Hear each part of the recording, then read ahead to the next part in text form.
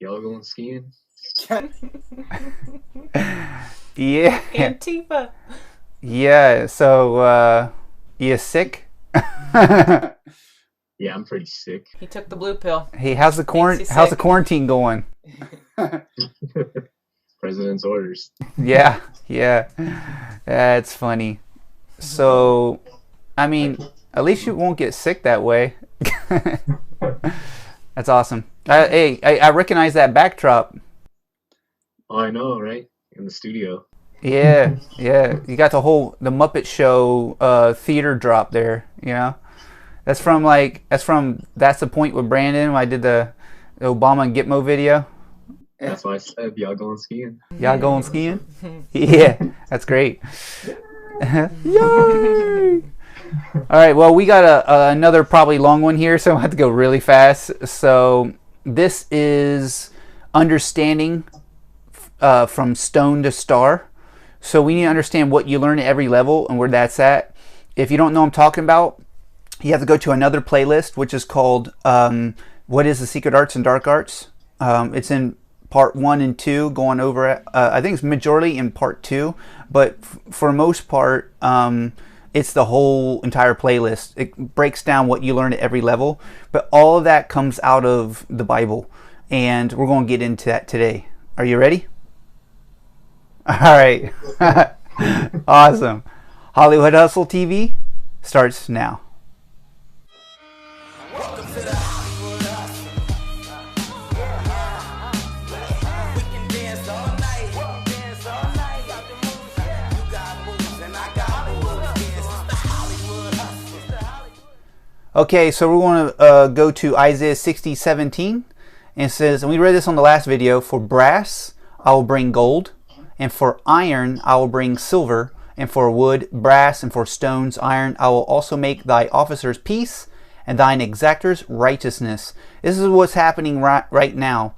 Every time you come to God, you may be at a, we'll say a stone level, but then God will give you wood, right? You may be at a wood level, but God will give you iron, right? And so on and so forth, because one is more valuable than the next. Every time you bring yourself to God, He's going to bring more of Him. God is what we call a star level. We're going to get into that here in a minute, because there's only 6 levels here. There is a star level. We did read Daniel 2:45 on the last one. We're not going to go there today. I'll go ahead and go to Daniel 12 so we can read that, verses 2 and 3. And so that way you can begin to understand what we're going to do at each level. And there is a 7th level. It's right here.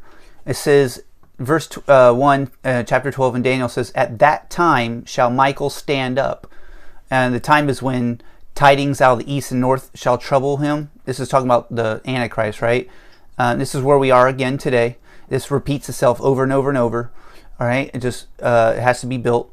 So Michael stands up, and this is where we get the eastwood and the northwood. This is the good news, or the tidings, right? Good tidings, which is the brightness of your rising, and heaven coming from the north, right, to go take over your nation, right? And so that time Michael stands up. There's certain times when Michael can stand up, and there's certain times when Michael can't stand up. Same thing with all archangels.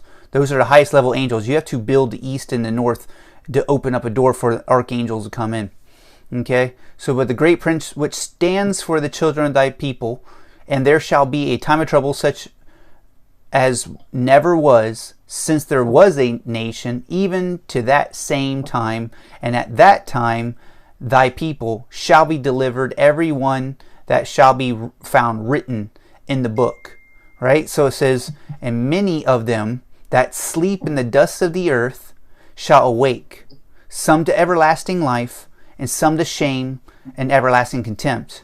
And they that be wise shall shine as the brightness of the firmament. So there's a firmament. This is what I said. The firmament did not go away. There's a teaching that the firmament, like it was an ice layer, and then it melted. Now we have just the ozone layer. It's not true.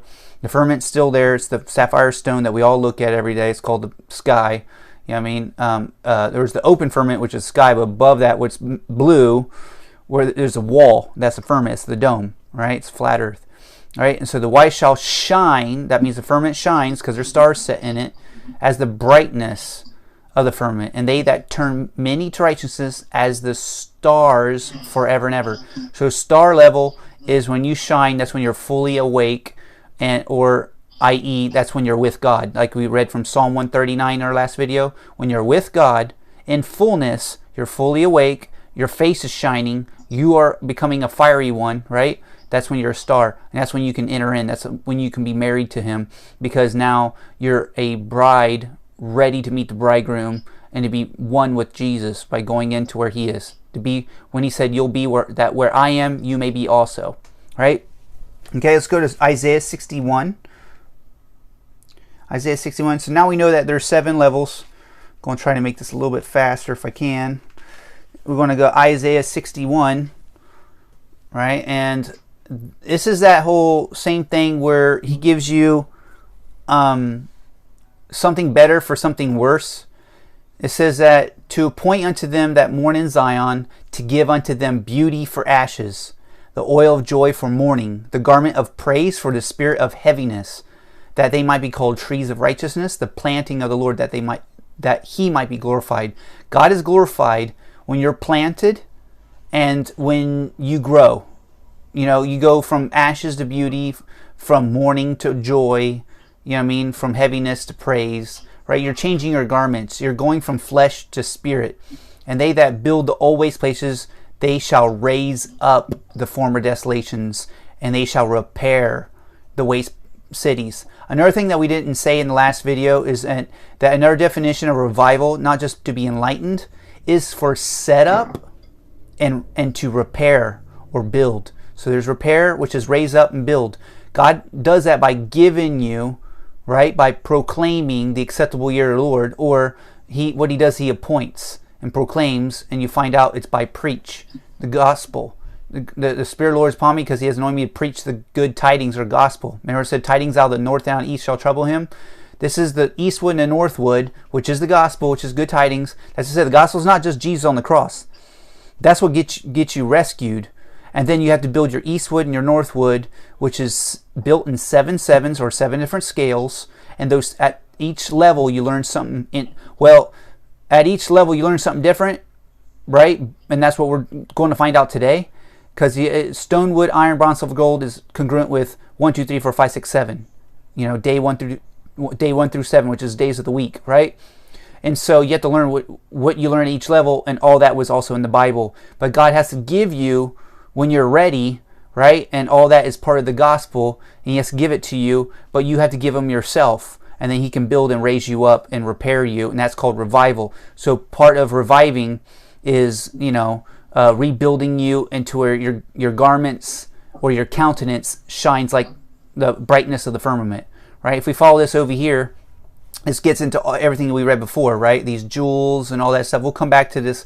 I think I wrote it down today about jewels is tied to silver and gold levels. So we'll get into that, but that's where your lamp and your new name and you get your crown, right? We're going to find out. Remember, don't forget, crown is new name, is lamp, and it's salvation. Salvation is more than just being born again. Salvation is every time you're building all 7 levels of your lamp. That's what the 7 lamp scale is. Okay?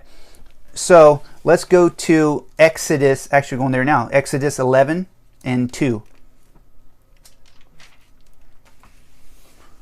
Exodus 11:2 says, "Speak now in the ears of the people, and let every man borrow of his neighbor, or ask of his neighbor, and every woman of her neighbor, jewels of silver and jewels of gold." See, remember it said that, I just said it. It said, I didn't read over it, but I did it in the last video. But we just read it in Isaiah that the bride wears jewels, and that the bridegroom has ornaments, right? And that which is the brightness of your rising, or the robe of righteousness, right? Know that gold and silver are jewels, and then that means since the bride wears jewels and we're the bride of Christ, that means you have to wear these jewels of silver and gold, right? We're going to get into that at the very end of the video, what exactly you learn at the silver and gold levels, but you do cover jewels are stones. These are the stones of fire, right? Now there's 10 listed in Ezekiel, but 12 listed in the book of Revelation, Jesus Christ. It's both 10 means all, every stone that's possible, every color of the rainbow. And there's infinite colors to the rainbow, everyone. There's 7, but you can make infinite different colors with those 7, right? And so, but there's 12 stones in Revelation, because 12 is the number of government, it's the number of the apostles, and the number of the 12 tribes of Israel, right? And that makes the foursquare. It's what builds your foursquare on top of you, round about you. It's God's throne or God's kingdom built through the Holy Spirit on top of you, that is the redemption of man or the resurrection of the dead. And there's 7 levels to building the resurrection. But before you can build a resurrection, you have to learn how to conquer the devil and take over your nation. That's both internal and external. And you learn both those things in 7 different levels, which is 7-day scale, which is 7 lamp scale, right? What they call 7 times, or the 7 spirits of God, right? But those 7 levels are broke down into different categories of stone, wood, iron, bronze, silver, gold, star. But so is the dark arts. And we're going to talk a little bit about both, what you learn at each level. Let's go to Job chapter 10. Job is the original book that has all the scales in it. Everyone built, the Holy Spirit worked with the book of Job, worked with the prophets with the book of Job, so they can build their books. The book of Job was the master key, but it needed opened up. Okay? So it's kind of like how you can take a dance style and you can evolve it and birth other dance things, other dance styles out of it.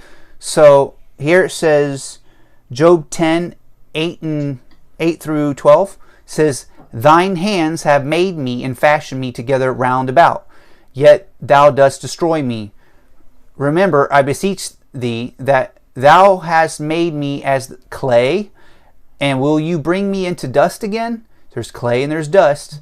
Okay? That's what the fashioning, to be fashioned by God's hands, is to be made round about, is what he's wanting to do. This is your countenance round about you. God's Holy Spirit's round about you. Compass of eyes round about you, right? There's clay and there's dust.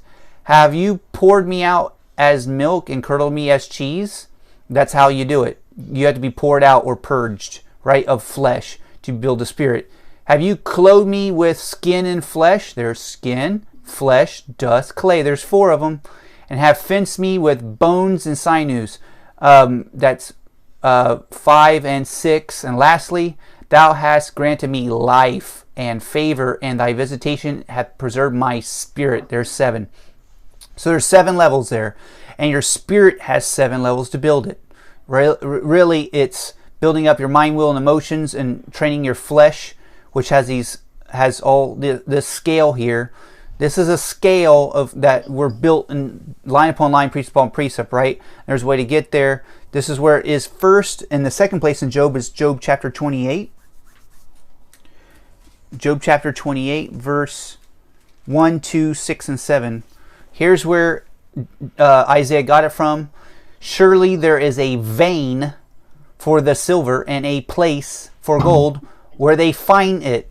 So you have a vein, which is a place, right?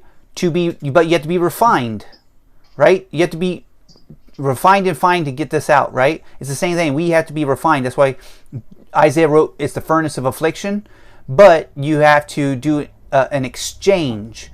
And that whole exchange is also in the book of Job. We talked about that in past videos, right? So it says, iron is taken out of the earth and brass is molten out of the stone, right? That means melted, right? So you have brass, iron, gold, silver, and it says he sets an end to darkness and searches out perfection. The stones, there it is, the stones of darkness and the shadow of death. We know darkness has stones, and later these stones are called stones of emptiness in the book of Isaiah, right? That's where that comes from. But it makes the shadow of death, and we know Isaiah talked about, it says it's called a veil of the shadow of death. It's what makes you blind, right? And then it says the only thing that removes that veil is the glorious gospel. And the gospel is eastwood and northwood, which has stones of fire or 7 levels, so which is perfection. You have to set an end to that. Remember, can you lift up your voice that you can that the abundance of waters may cover you? Can you set the dominion thereof in the earth? To set God's dominion, you have to know these stones, right? The same thing, set the devil's dominion, you have to know his stones, right? And those stones are connected to the flood breaks out from the inhabitant. It's a flood. The stones is a grid. The flood, so this is like the apostolic infrastructure, and this is the prophetic, apostles and prophets, right? Even the waters is flood, forgotten of the foot. That's what I was saying yesterday, that the word substance that's in Psalm 139, the word substance is connected to thoughts, but substance in the book of Job is connected to counsel and flood right here is connected to waters. As I said, so your thoughts is waters, and thoughts are connected to stones. All right, I'm just going to say it real quick because we'd be all over the place. If you don't know what I'm saying, you can always pause it and go back and listen to what I'm saying slowly and go find those things. But there's so much to this, everybody, that I'm trying to paint the best picture I can for you. All right, so they can be forgotten. That means that has to do with your mind.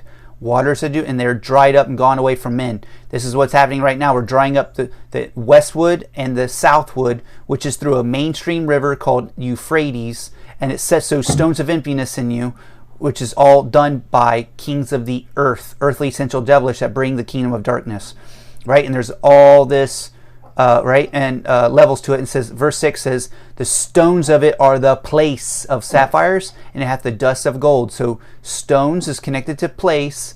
That's what we connected, which is connected to vein, like it's like a vein, right, or a vineyard. A vein is a vine, right? You got these veins in your arms. It looks like a way of a vineyard, or and the waters pass through the way of a vineyard, kind of like a river system, which has these stones, right? And that's called the path. So a vein is a path, which has places, right? Lines and points. And there's a path which no fowl knoweth. See, it's about knowing, right? Or forgetting, right? And which the vulture's eye, which is to know, hath not seen. To see is to eye is to know, or you can forget all that stuff. You can be dried up and you forget. Or you can flourish with it if that path has waters not being dried up, but it's waters coming, right? It's a flood has to break out. So to break out is to break forth, spread forth, pour forth, stretch out, all that, right? So I think you guys get it. I think you see the scale there. So now we're going to get into some of these scales. Go to 2 Chronicles 3. 2 Chronicles 3. This is where we start to see, we know when you're born again, that's the first stone inside you. That's what we call literally stone level. You're born again. When you're born into this earth, you are a stone. You're a negative one. Everyone's a negative one because Adam fell. But you have to build all negative, the down-sitting scale, right? The scale of darkness. Everyone has to get more and more evil. Kind of like what Hollywood is.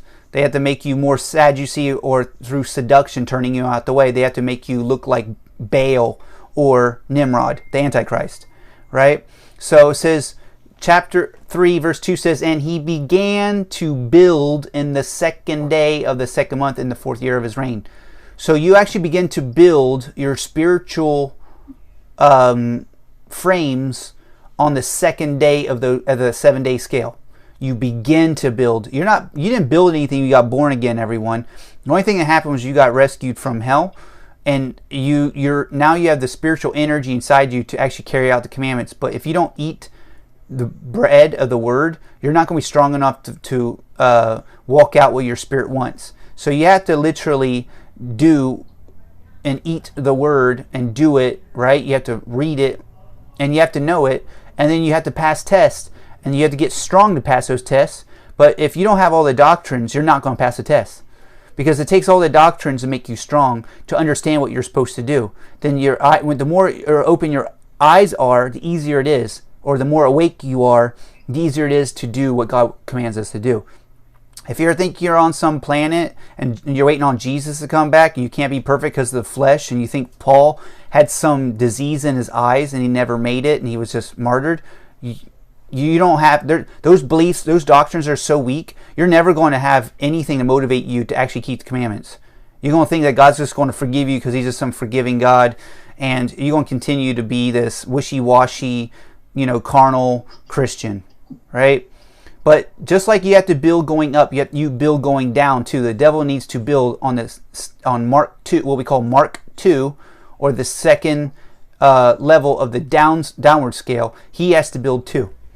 So we're going to go to 1 Chronicles chapter 28, 10 to 12. And 10 to 12 says, "Take heed now, for the Lord has chosen thee to build a house."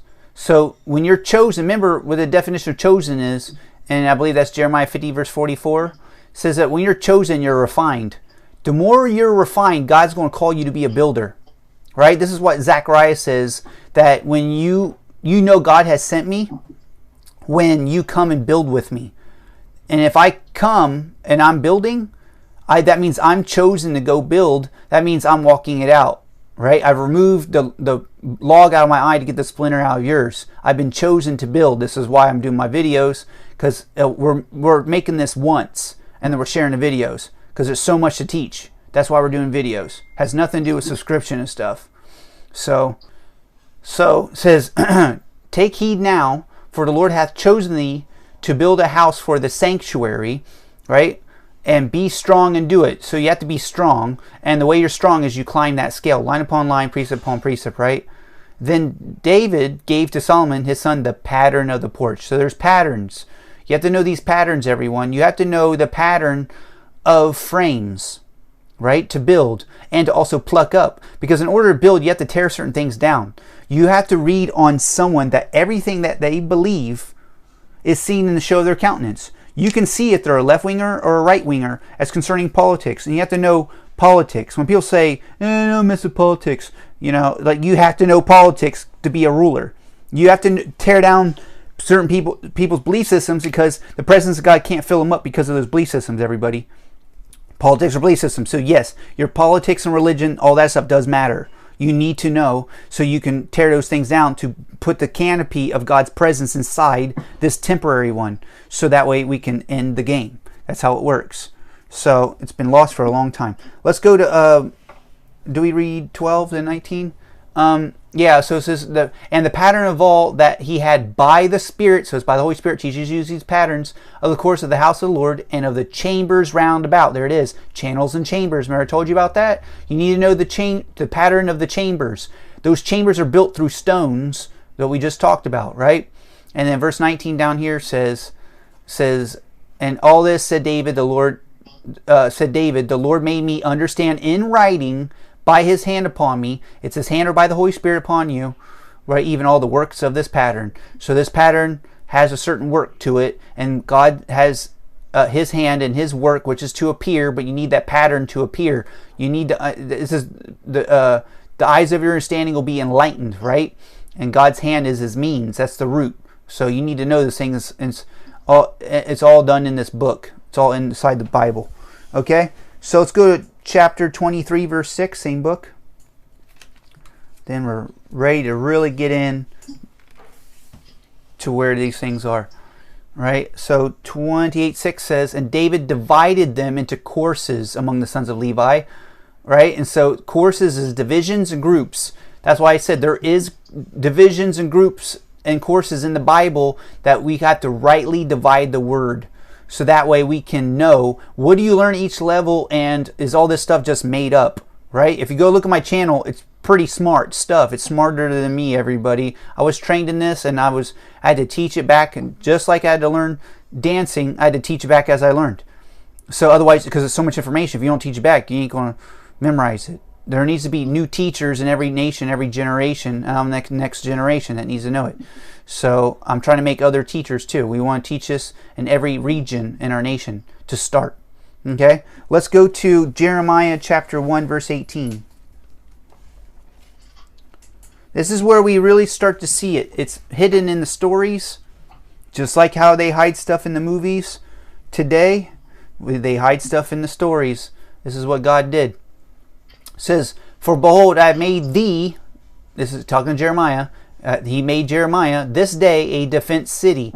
God will make you into a defense city, right? A city has to be built on you. Remember I said the city was made four square, and there were stones, 12 stones. That's in the last book. It's in Revelation, Jesus Christ. "And an iron pillar and brazen walls." against the whole land, against the kings of Judah and the princes, and against priests, and against the people of the land, right? And they shall fight against you, but they shall not prevail. So you understand that when they fight against you, it will be the religious people, and it'll be the higher the people in the high places, right? It says this is of Judah, and he was of Judah. He was in Israel. This is Jeremiah. He had go against his own people. This is what's happening next. After the deep state arrests all the Sadducees and all the their proselytes, the left wing, you're gonna see them rebrand and go to the right wing. And then you're going to see them, all of a sudden everyone's going to become saved and there's a revival. It's not a real revival, everybody. It's just rebrand and move into the right-wing Pharisee, right? It's because that's all they have left. So, and they're going to try to fight against you, right? And they're going to try to kick you off their properties and not debate you and say you're the devil and you're judgmental, right? And that you're hateful and that's not of God and there's no fruit in you. That's all the stuff they're going to say. They're going to try to turn you into the bad guy, right? But they're not going to prevail, right? And it says in the scriptures, the definition of prevail is when you prosper, right? The opposite of prosper is void, without form and void. But remember, you travail till Christ be formed in you. When Christ is formed in you, that's when you prevail. They can't fight against Christ that's on you. When you're approved and you have that seal of approval on you, how can you when they see the show of your countenance and you're bright and everyone sees it, how can you fight against God, right? That's why they couldn't beat the apostles in the book of Acts. He said, if this thing's of God, if it's not of God, it'll be surely brought to nothing, is what he said. That means if it's of God, how can you stop it? So right here is the third level, stone, wood, iron. And at iron, you learn something about pillars. We're going to talk about that here in a second. But then there's stone, wood, iron, bronze. Now remember, day 2 is when you begin to build. Day 3, so stone is when you're just born or born again. Wood, and there is a thread for wood, but it's day 2. We just show that you begin to build, but there's a whole thread for wood, but I had to cut it out because there's just too much. Wood is tied to forest, which is tied to trees, which is tied to the people, right? So that's where we get north wood and south wood, east wood, right? You are wood and clay and flesh, right? You're basically your body comes from the earth. So that's when you begin to build. Okay? So iron levels, day 3, there's a pillar. This is what we call setup. I give all the details of this in the Secret Arts and Dark Arts playlist, what you learn in detail from every level. So I won't be this ain't a video on that. It's just where does those teachings come from, right? So you have the pillar, that's set up versus take down, gather versus scatter, because it's internal and external. Set up versus gather and scatter is both internal and external, but to differentiate between it, we call it set up and take down. So when you set up something, you're building it. That's called gather, and when you're taking down, you're casting down imaginations. Right? That's scatter. That's where you scatter the spiritual things internally. Then you can do that externally for a body and for an army. Right? All right, so that's your pillar. Right? And then we're going to get into this brazen walls. We'll come back to this. Let's go to Psalm 2, 9 and 3. Psalm 2, 9 and 3.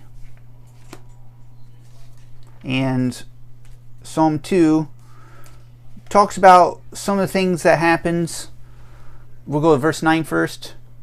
So it says, and Psalm 2 says, thou shalt break them with the rod of iron.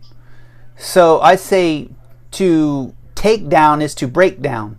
Is to break, right? You got to learn how to break people down internally first. If you see, that's just it, to tear down, pluck up, and overthrow, to build and to plant, you have to remove this. It says, take up the stones out of my people, right? And then you have to cast up a mountain. So in order to cast up a mountain on the inside of somebody, which is the 7-day scale, or the stone, wood, iron, bronze, silver, gold, star, you have to first break things. You have to remove certain. You can't put 2 different stones. You can't have both bitter water and sweet water inside you. You have to remove the bitter water and put in the sweet. And so you have to break them with the rod of iron. So rod is correction. This is why I said you have to hear correction. This is if you want to become stronger, especially like these feminists. If you want to become stronger, you can't like you have to take an admonishing and correction. You're unruly and rebellious if you can't hear anything. Like, no, I just want to talk about that, right? You got bad energy. You can't be like that if you want to become a strong woman, right? Same thing with men. You have to first hear all the bad stuff about you. If I come tell you everything that's bad about you, you're going to have faithful are the wounds of a friend, but the kisses of an enemy are deceitful, right? You have to hear the things that hurt you and accept it. Like, yes, okay, all right, that's where I'm at. Be happy that God's sending a messenger and not himself in fullness, because you just die, right? He's gracious and full of mercy. So this iron level is something that breaks down and dashes in pieces like a potter's vessel, right? A potter's vessel is like a jar of clay. You just smash it into pieces, right? Okay, so if we go down to verse 3, says, and this is what you can do also on an iron level on the dark side. It says, why did the heathen rage? Why? Well, they rage because you are dashing them into pieces, removing their kingdom. That's Psalm 46.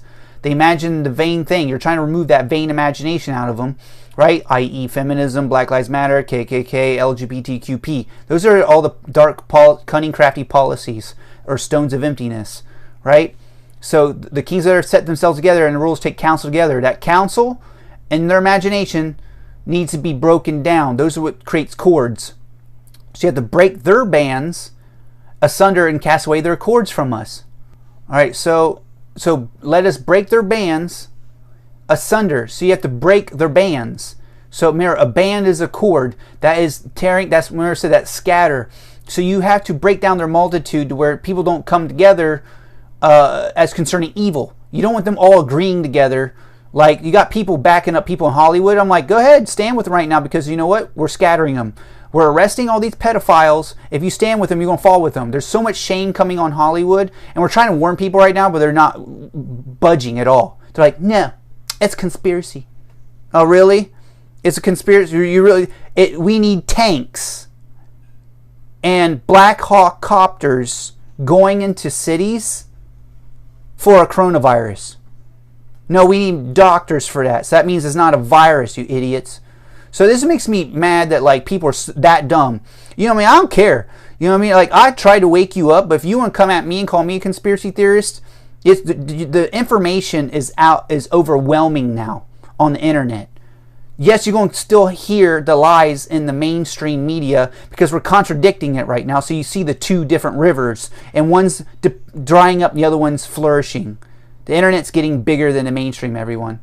All right, so we're casting their cords away from us right now. It's an iron level thing, but you understand, 1 through 4 levels is inside 5, 6, and 7. Just like a Rubik's Cube. When you play a Rubik's Cube, the lower levels are used inside the higher levels of the strategy. Same thing, when you learn the tango, you need that technique inside the foxtrot. The tango and the foxtrot technique are inside the waltz, because it's line upon another line. A precept upon another precept, okay? So, there that is. You can see that. So, let's go to Psalm 107. 107, 14, 16, and 10. 107, 14, 16, and 10. So, remember it says an iron pillar. Well, so far we saw that the iron breaks down. Right? So, 14 says, he brought them out of darkness and the shadow of death, and break their bands in sunder. So he's breaking their bands. What are bands? It says he broke their chains. You better believe that the stones of emptiness are chains. Chains are connected to what's called fetters and oppression. Okay? Oppression is when you're a captive. When you're a captive, that means you have things in you that leave you broken. Okay? So up here it says, verse 10 says, such as sit in darkness. Notice how they sit. They're not standing. They're fallen, in a fallen state. A fallen state is a dark state. That's where you're like a homosexual, right? Or a transgender, and you're just broken and you're a victim over everything. You got to cry because you have no skill. You don't know how to be a champion and overcome and conquer, so you need someone to come rescue you. So you're always crying wolf, right? It's like, this transgender that yelled at his dad the other day and called him a loon. And he called the police on him, right? You're broken. You need healed. It's because you're so broken and you don't know who you are, and you've learned the ways of darkness, and you get privilege for being a victim. Those days of getting reward and merit for being, not merit, but for being honored for being a broken person are going away. All right, so you have to stand up to get honored. All right, in darkness and in the shadow of death, which is darkness, stones of dark. Remember, stones of darkness will make you sit down. And bound in affliction and iron. There's an iron level of affliction and being bound, or that bound is distress and trouble. It's a third level of distress. Remember, it said that there would be great distress. That's when someone's set over you. But there's lesser distresses on 1 through 4 on the dark side, right? And those distresses are chains, is shadow of death or darkness, or chains are set up by stones of emptiness, things that empty you out and break you down, make you a captive. So we also have verse 16 and 16 up there. It says, for he hath broken, this is what God's going to do, he hath broken the gates of brass. There it is, gates of brass again. You can break those gates. That's a 4th level operation to understand how to break a gate. And we're also going to find out that gate's connected to a wall. But it says you cut. So to break is to cut the bars of iron. So that means a bar is also a pillar. Right? So a bar, because it's a pillar, iron pillar. So a bar is a pillar. So I'd say a bar is like a pillar, which is something that stands up on the inside of you, right? And has to be cut down. You have to cut it down or break it down, break it in pieces, right? It's a stone that needs removed. Isaiah called it removing a stone, right? A stumbling block. A stone is a block and it makes you stumble or fall. It's a thought pattern that needs to be removed out of you by seeing a greater thought. That's how you discover the foundation. It's a foundation, everybody. All this foundation. Let's go to Psalm 104:3. And we're going to show that a bar is a beam is a pillar. A bar is a beam is a pillar. Psalm 104:3 says, who layeth the beams of his chambers? Remember we just read about chambers? So these are internal channels and chambers. These are rooms inside you, everyone inside your mind. And there has to be a beam that needs laid. Right? So it says that that beam it says it's in the waters. Remember, waters is flood, and flood's connected to stones, right? And you lay that foundation, like it says right here, who laid the foundation of the earth, that it should not be removed forever. So you can remove, now the physical earth is not going to be removed, but the physical earth is going to change its garments, but that's what you can do too. You're not going to get some different weird body. You're going to keep the same body when you're resurrected. The resurrection power has to work its way from inside to outside. It works like a flood, right? You have to remove these stumbling blocks or things that clog your pipes, right? You have to take them out, remove them by shaking people, and you shake them to wake them up. Shake to wake, to quake, to fear. They have to fear God, right? And that's all that foundation there. So let's go to Psalm 129:3 and 4. Psalm 129:3 and 4. So this is all at an iron level right now. It says, the plowers plowed upon my back. They made long their furrows. The Lord is righteous. He hath cut asunder the cords of the wicked. Right? They have cords where they form alliances, but you can cut those out. You're going to see everyone turn on it. That's why all the celebrities said everything's on Tom Hanks, because Tom Hanks killed Isaac Cappy. They're waiting for Tom Hanks to squeal, to sing like a bird, right? Because everyone, that's good cop, bad cop. That's interrogation tactics, and they use it on the weak-minded and the people that don't know those strategies to make them all turn on each other. That's how a kingdom divided against self can't stand. They make them all divide against each other and come against each other. That's how you break cords. But also you cause cognitive dissonance, right? Where you make your thoughts turn on yourself, where you're like, wait a minute, that doesn't seem right. If I hold that, I'm a scumbag, right? You start getting shamed. You're like, I can't be like that, right? There is a better way. Well, I wouldn't be like that, right? And then they start changing their tune. You know what I mean? That's what people do. That you cut those cords, or cut in pieces, cut asunder, divided those cords internally, right? And that's all connected to plowing, right? You have to plow a furrow. You have to, that's a way. You have to make a way, right? You have to plow it up. Plow up your, that's where you're hard-hearted. You got to dig in there. You got to really dig inside someone's heart, and you're like, you don't stop until they, and that's why people run from people. They dodge and they don't want to debate and all this other stuff because they're broken. You're going to see that they're broken. You know what I mean? So let's go to Psalm 141 verse 7. Psalm 141 verse 7. It's going to be in relation to this. So Psalm 141 verse 7 says, our bones are scattered at the grave's mouth, as when one cutteth and cleaveth wood upon the earth. When you cut or you cleave, it says that's plowing and breaking up the earth. You have to break things up. You have to plow their back, right? Their back is like, it's kind of like a saying where you got to dig things out of people. You got to cut those things out, and like surgery, right? So to cleave is to separate, right? But it also means to join too, because when you separate from one, you're joining to another. You can't just like separate from both and you're isolated by yourself. No, when you separate from the devil, you join to God. Or if you separate from God, you join to the devil. That's all there is. That's why cleave and join and separate are all almost the same word. That's why cleave is used for both, right? A man shall leave his mother and father, or a woman shall leave her mother and father and cleave to her husband, right? That means join. But also the hoof on the calf was a cleft hoof, like a cleft lip, a cleft of the rock. You know, it's a cleave. To cleave is to separate. But when you separate, you're going somewhere else. You're joining somewhere else. Okay. So there's going to be alliances broken, cut down. That is an iron level thing. You scatter somewhere to gather somewhere else.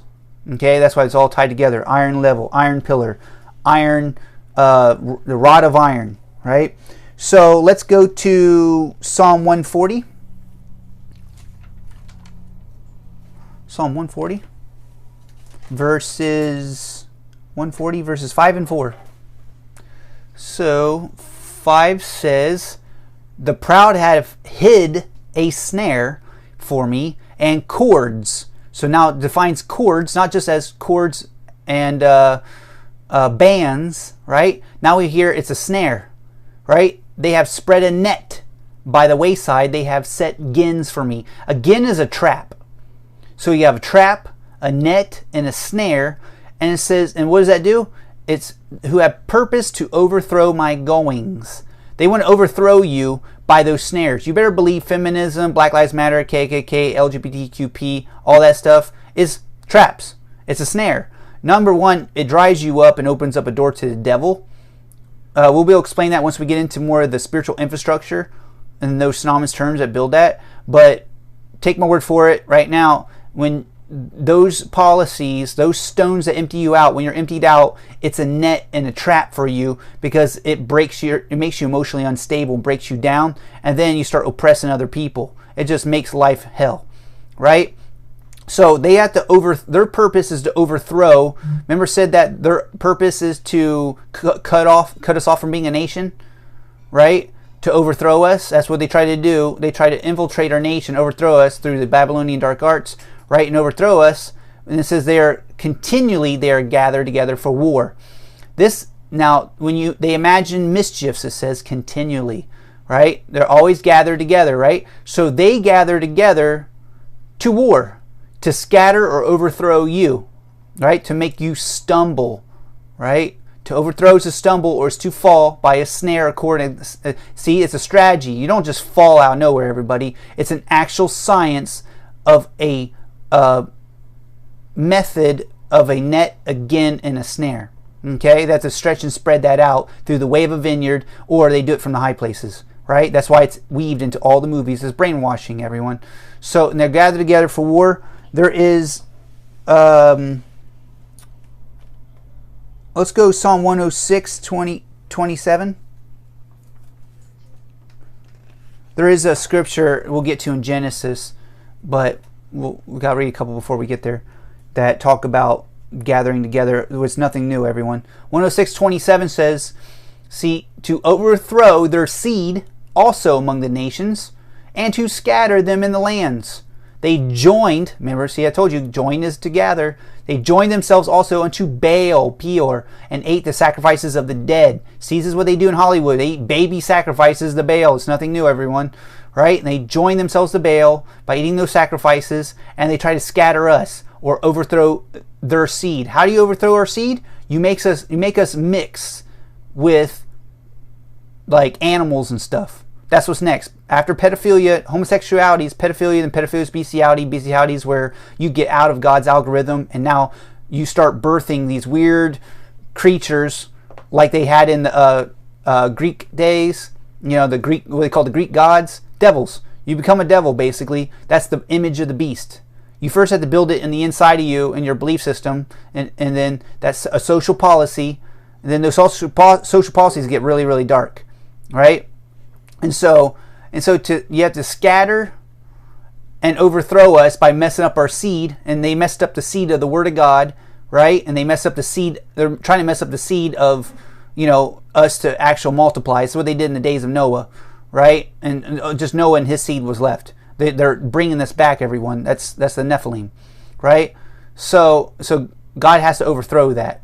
God can overthrow what they're trying to overthrow, right? And so I think that's, yeah, it says that God, plagues will break out on all that stuff. So that's what's coming. You're going to need it later because it's coming in the future. So Ecclesiastes 9:12. So Ecclesiastes 9:12. Then we have one more for this one. We only have 2 pages left. It says, "For man also knows not his time, as the fishes that are taken in an evil net." See, if you don't know times, you're going to be taken in the evil net, right? "And as the birds that are caught in the snare," snare is a net, "so are the sons of men, snared in an evil time, when it falls suddenly upon them." See, it falls suddenly upon you because you don't know times, and you let go of the high places, and so the times change, and they set up nets and snares, i.e. Federal Reserve, i.e. like all the stuff they're pushing out in Hollywood and all the narratives, right? So it falls suddenly upon them. But you can change the times, right? Oh, by the way, since it was never on camera before, it says that the race is not to the swift, and the battle to the strong, neither yet bread to wise, nor yet riches to men of understanding, nor yet favor to men of skill, but time and chance happens to them all. If you're not in times, which is all done by cause and effect, to create either good or evil times, there's chance, where it's nothing that you did per se. You just, the simple pass on or punished. You just so happen to walk into a net, a snare, and again, or a trap, right? It's by chance. It's not by your sin. It's by chance. You just so happen to be in the wrong place, wrong time. That's about the blind man in John chapter 9. It said, who did sin, this man or his parents? No, it was by chance, everyone. But you have to know time and chance as a subject. If you don't know this, you don't know the meat of the word, okay? But it happens to everyone. Time happens to everyone. You can't avoid that. And if you can dodge evil times because you're smart, you can walk into chance. Or if you're not at the wrong place at the wrong time, you are in either a good time or an evil time, okay? Times happen and chance happen to them all. Okay? So let's go to Genesis 11:4. Genesis 11:4. And this is nothing new. So it talked about, this is, if we follow this line here, up here to the top, all the way to the top, it says, there was even Nimrod. This is the Antichrist, everyone, by the way, if you don't know. This is Baal. When we talked about Baal, and they made sacrifices to him, this is him. He's the mighty hunter before the Lord, right? He was a mighty hunter because he's called the destroyer, right? This is the Antichrist. It said the beginning of his kingdom was Babel, right? He's building the Tower of Babel. There's a beginning of his kingdom. If we go down to this other page over here at the very bottom, it said Cush begat Nimrod. He began to be a mighty one in the earth. He began to be a Nephilim, is what this means. A Gaborim. He began to be. He was changing him, going through a transformation, like a transgender. He was transforming himself, right? He was a mighty hunter because he had all the dark arts, right? Before the Lord, wherefore it is said that he was a mighty hunter, right? And so then he was building a kingdom, which was a pyramid system, called Babel, right? It was in the land of Shinar, right? So if we go down here, or you could say the land of sinner. He was a sinner. So some people say Shinar, but the Art of Grammar says it's a sinner. I'm a sinner. Yeah, you're a sinner. It's Shinar. You're a Babylonian, right? And they said, "Go to, let us build us a city and a tower." That's the tower, the city and Tower of Babel, whose top may reach unto heaven, and let us make us a name, lest we be scattered abroad upon the face of the whole earth. Right? And the Lord came down to see the city and tower which the children of men builded. Right? And the Lord said, "Behold, the people is one, and they have one language, and this they began to do, and nothing will be restrained from them, which they have imagined to do." Right? So God went down and confounded their language, right? And that's why it's called that they may not understand one another's speech, and the Lord scattered them. So they began to build this tower. They didn't finish it because their language was scattered, and they couldn't. And that's when the tongues was divided, and they couldn't understand one another, so they couldn't finish it, right? That's where all the languages were scattered. And so God scrambled the code. So, but they were making the tower whose top may reach unto heaven. You find out the heaven is the firmament from Genesis chapter 1, which is the dome. This is the thing that shines, right? And it needs to be melted, right? But they were trying to climb up some other way but by Jesus or by his name, right? They want to make their own name. And what you find out, this name is what they made. What they were making was their own algorithm. They're half beast, half man. They were trying to set themselves as an abomination into the heavens. If they could get out and stand on the sea of glass without being righteous and holy, and they could invade heaven, that means they broke what God said was going to happen to Lucifer. God said, "You won't exalt your throne above the stars." But if they exalt their throne, which is the city, which is the tower, above the stars. There used to be this cartoon, I can't remember, but they had to build a tower and raise the castle above the clouds. It was a cartoon. It was all these, I think it was gargoyles. Gargoyle. Right, gargoyle. They had to put the castle on a tower at the top, and the gargoyles would wake up and all that stuff. Right? Yeah. It's all from this, everyone. So the top may reach unto heaven. So as I said, the top of this tower was supposed to tether to all of the pyramids and build a Wi-Fi but power system called the Darming Sphere, and was supposed to light up the whole earth with fire and kill off everything. And also it was communication at first, but later it would kill off everything and melt the firmament, like cause a breach in the wall, and they would invade heaven. But God stopped them from doing it. But they're still trying to build it. It came back in Babylon, Medo-Persia, Grecia, and Rome in puzzle pieces, and then Jesus cut it down again by scattering Rome. So Rome did fall because of the revelation of Jesus Christ. But they hid all of that, and they were trying to build it again through central banking, right? You have to build, money has to flow into a place. You need traffic, right? So there's nothing new. This was the beginning of the plan right here, everybody. So now we're going to go back to Psalm 104. Verses 3, 6, and 7.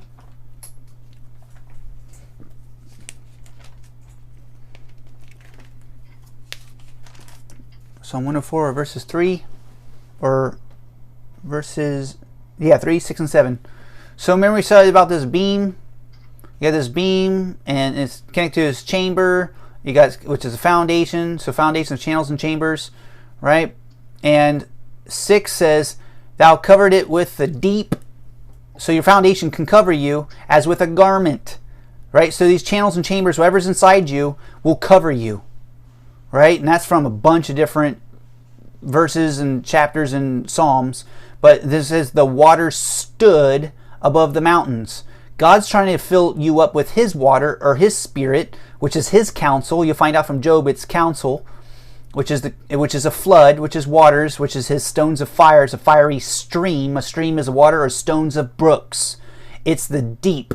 The face of the deep needs, of the old waters needs covered, and God needs to put his seal of his name. They wanted to make their own name, which is their own dark waters.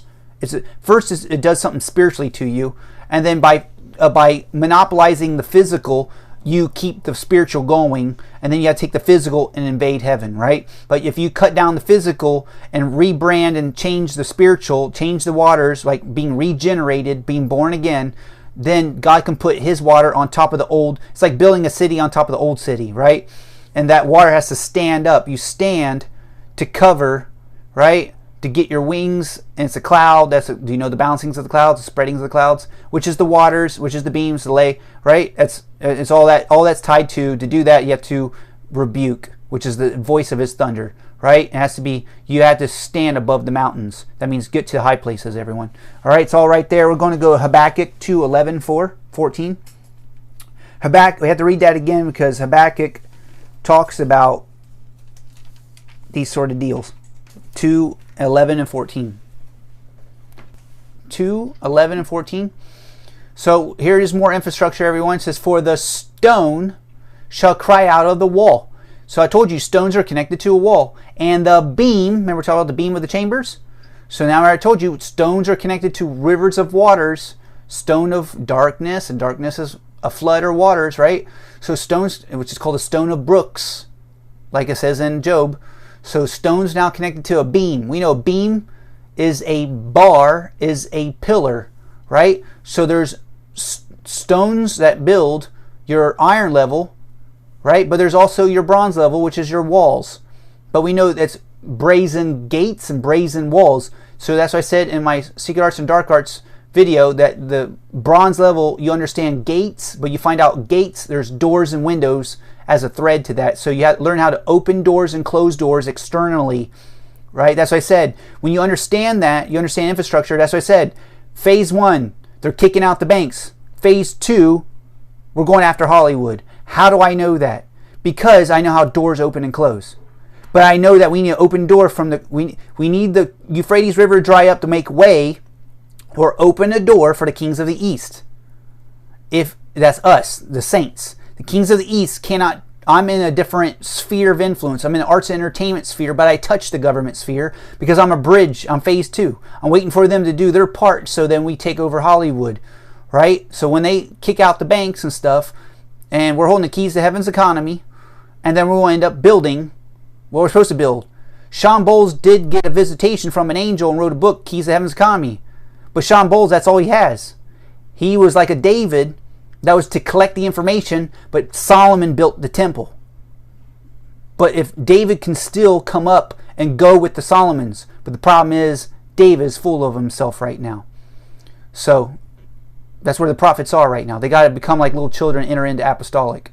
So it's a shame right now where everybody is. So, and for the stone shall cry out of the wall, right? So woe to him that builds, because you build with these things, because a builder is a wise master builder is impossible, everyone. Right? Woe to him that builds a town with blood and establishes a city by iniquity. This is what the deep state was doing. They were shedding innocent blood. They did that with 9/11 and everything else. You can look it all up. George Bush was the criminal, war criminal that killed JFK when JFK wanted to kick out the banks. But here's what God's going to do. The earth shall be filled with the knowledge of the glory of the Lord. Right? So it's knowledge. You have to fill to build. Build up to fill up. And it's knowledge of the glory as the waters cover the sea. Did I say waters will cover you? Or waters is connected to up here as stones. Right? All the stones in the wall is it's a water barrier on top of you, which is the glory of the Lord. This is why I said, if you're a day one, you just, I know Jesus. No, you don't. If God is not on your face and your soul's not clean, and you made deals with the devil, you need this knowledge. You need to know how to build up your hedge of protection, because if you got a breach in your wall, you're like Job. You're going to have Sabians come in and kill you. That's what they did. And then you had the weather come in and kill off your family. That's what happened to Job. That's the curse. God did not do that to Job. The devil did it, but Job did it to he was the setup. Job was a Pharisee. So you think you're okay with God because, I don't know, Breaking Benjamin comes to you, right? But Breaking Benjamin's a Pharisee. They were originally built by God, but they turned to the dark side. So, anyways, there's that one. Let's go back to Jeremiah. We'll try to go faster, but 118. Jeremiah 10, verses 12.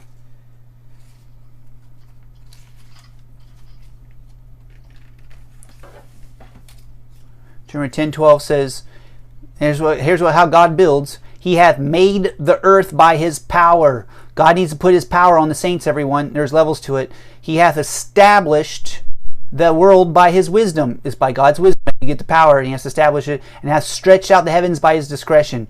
You have to learn to use discretion. What is evil, what is good, what is sin or shinar, and what is righteousness, what is obedience, right? And you have to, when he utters his voice, there's a multitude of waters in the heavens. The heavens is connected to your countenance, which you have to fill up with water, which is the Holy Spirit, and that's connected to God's voice. God's voice is set as a stone of fire on the inside of you, which brings discretion, which is his wisdom. And he has to stretch that out from person to person to person to bring his power, right? That's what how he makes the new heavens, new earth. That's all right there, right? And it gets into that he causes the vapors to ascend, right? Not only does he cause us to ascend, because it's our voice to lift up our voice, that the abundance of waters may cover us, right? He makes lightnings with rain, brings forth the wind out of his treasuries. You need God to come forth and bring forth and pour forth through a treasury, right? But the problem is every man is brutish in his knowledge, right? They're like a natural brute beast. Every founder is confounded by the graven images, and right, they have the world set in their heart, everyone, basically. If we follow this up here, you find out a founder right here is what's called a workman. A founder, you can become a founder and not be an apostle, someone that lays the foundation. It's a workman that knows how to rightly divide the word, that needeth not to be ashamed, like it says in 2 Timothy 2:15, right? So a workman knows how to spread. There's your silver and your gold, right? So yeah, you know how to spread your crown. Basically, you're spreading it from a high place. Memorize that. There's your silver spread into plates, right? Is brought from Tarshish, and gold from Uphaz, right? Right, the work of the workman. You become a foundation layer, but you do it from a high place in silver and gold. That's the silver and gold level, right? So if you go to over here on this side, up here, right, it says, my tabernacle is spoiled, all my cords are broken. So to spoil someone is to break them. It says in Zechariah chapter 2 that when you spoil the enemy, you know God has sent you. Because that means God trained you how to break down, tear down, pluck up, and overthrow, to build and to plant. This is what you can do. This on the good side and on the bad side. This is what Lucifer did to God. Lucifer broke down God's crown out of 1/3 of the angels and spoiled God. Right? That's what he said. My tabernacle is spoiled. All my cords are broken. He still does this today. That's all he can do. He can only rob the nations. Right? That's through central banking, through the Babylonian dark arts, through social policies that divide the nations and conquer them. Right? And then they move on to the next one like a locust. Right? So God's tabernacle is external and internal. Right? He's trying to build it in your nation, but he has to build it inside your imagination first. But those cords come broken. It says his children are gone forth of me. When you leave God and you left off, God's tabernacle is built through his children. Right? The angels were his children. We are angel 3.0. After the resurrection, you're 3.0. Right? And they are not, or they become nothing. When you're not, you're broken, you're spoiled. There is none to stretch forth my tent. So you have to stretch forth by set up. His tabernacles, his tent is his curtain, right? That's how that to set up and stretch forth. If you follow this right here, is stretch out the heavens. To build a new heavens and new earth, you have to build the tabernacle, right? And set up the curtains. But it says, for the pastors are become brutish and have not sought. Remember, you have to set into darkness by searching out perfection. The pastors don't know perfection. They're all broken and spoiled, and they leave God. These pastors are fake, everyone. They're Pharisees. That's what I said. That's why you see, Carl Lentz get coronavirus. He doesn't really have coronavirus. He sold his soul to the devil. He's a Jew. He's a Zionist Jew, right? And he's done. He was in bed with Justin Bieber. All right, so I said all of it's coming out, everyone, and so they can't hide anymore. All right, so they're brutish. They're dull-hearted. That's when you're dull-hearted, you're not perfect. You're broken and spoiled. Right? That means you got stones of emptiness in you, and all their flocks are scattered. Right? Therefore, they shall not prosper. So when you're not prospering, you're void, you're without form and void, and darkness upon the face of the deep, or you're dull-hearted. This is what happened to the 1/3 of the angels. This is that space that God is trying to build on top of it and build a new city, right? So there's nothing but grief and sorrow and hurt and woe here. And all we got to do is just build God's tabernacle and put it on top of this old crap and get rid of the old pastors and old shepherds and get new ones. Okay, so let's go to Isaiah 45.